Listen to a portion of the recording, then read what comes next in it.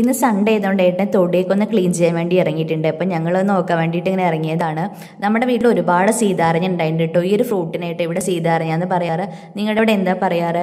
അതുപോലെ തന്നെ എനിക്ക് ചെമ്പക പൂ ഒരുപാട് ഇഷ്ടമായിട്ടോ. അപ്പം ഞാൻ ഏട്ടനോട് പറഞ്ഞിട്ട് അതിൻ്റെ തൈ വെപ്പിച്ചിട്ടുണ്ടായിരുന്നു. അപ്പം അതിൽ ഓരോ ചെമ്പകപ്പ് ഉണ്ടാവാൻ വേണ്ടി തുടങ്ങിയിട്ടുണ്ട്. അതുപോലെ ഈ ഒരു ചെടിക്കായിട്ടോ സ്ട്രോബെറി പെര എന്ന് പറയുന്നത് നല്ല പുളിപ്പും അതുപോലെ മധുരമുള്ള ഫ്രൂട്ട് ഇതിൽ ഉണ്ടാവാറുണ്ട്.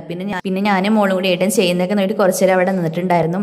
നമ്മൾ പുല്ല് വെട്ടുന്ന മെഷീൻ വാടകയ്ക്ക് എടുത്തിട്ടാട്ടോ ചെയ്യുന്നത്. അപ്പോൾ അത് 2-3 പ്രാവശ്യം കേട് വന്നിട്ട് നേരാക്കാൻ കൊടുത്തിട്ടൊക്കെയാണ് ശരിയായി കിട്ടിയത്. മുഴുവൻ നമുക്ക് അപ്പോഴും ചെയ്യാൻ വേണ്ടി പറ്റിയില്ല. പിന്നെ അത് കേട് വന്നു. പിന്നെ ഞാൻ തൊടിയൊക്കെ ക്ലീൻ ചെയ്യുന്നതിൻ്റെ ഇടയിൽ മുരിങ്ങയുടെ കൊമ്പും പൊട്ടിച്ചിട്ടുണ്ടായിരുന്നു കേട്ടോ. അപ്പോൾ ഇന്നും മുരിങ്ങക്കറി തന്നെയാണ്. മീൻ വാങ്ങിയിട്ടുണ്ടായിരുന്നത്. അപ്പോൾ അമ്മ അവിടെ മീൻ നേരാക്കിയിട്ട് മീൻ കറി വെക്കുന്നുണ്ട്. അപ്പോൾ ഞാൻ മുരിങ്ങ വെക്കാമെന്ന് വിചാരിച്ചു.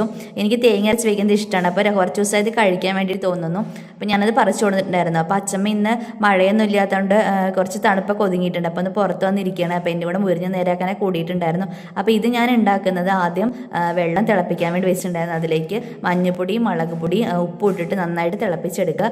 എന്നിട്ട് തേങ്ങയിലേക്ക് ഞാൻ തേങ്ങയും അതുപോലെ തന്നെ ചെറിയ ഉള്ളിയും കൂടി ചേർത്ത് നന്നായിട്ട് അരച്ചെടുക്കുകയാണ് ചെയ്തത്. പിന്നെ നമ്മൾ മുരിഞ്ഞ അതിലോട്ട് ചേർത്ത് കൊടുത്തു. പിന്നീട് കടുകും അതുപോലെ ചെറിയ ഉള്ളിയും ചേർത്ത് നന്നായിട്ട് വഴറ്റിയിട്ടിട്ട് വറുത്ത് കൂട്ടുകയാണ് വേണ്ടുള്ളൂ. അപ്പോൾ എനിക്ക് തേങ്ങ അരച്ച് വയ്ക്കുന്നത് നല്ല ഇഷ്ടമാണ്. നല്ല കട്ടിയിട്ട് അധികം വെള്ളമൊന്നും ഒഴിക്കാതെ വെച്ചത്. അതുപോലെ നത്തൾ വാങ്ങിയിട്ടുണ്ടായിരുന്നു. നത്തളും അയില ഉണ്ടായിരുന്നു. അപ്പോൾ നത്തൾ അമ്മ കറി വയ്ക്കുന്നുണ്ട്. അയില വറുക്കാനും എടുത്ത് വെച്ചിട്ടുണ്ടായിരുന്നു. പിന്നെ ഞാനും അച്ഛമ്മയും മോളിരുന്ന് ഭക്ഷണം കഴിച്ചു. അപ്പോൾ സൺഡേ നമ്മുടെ വീട്ടിൽ ഇങ്ങനെ തന്നെ സാധാരണ ഒരു ദിവസം പോലെ തന്നെയാണ്. അപ്പോൾ നാളെ മറ്റൊരു വീഡിയോ ആയിട്ട് കാണാം. ബൈ.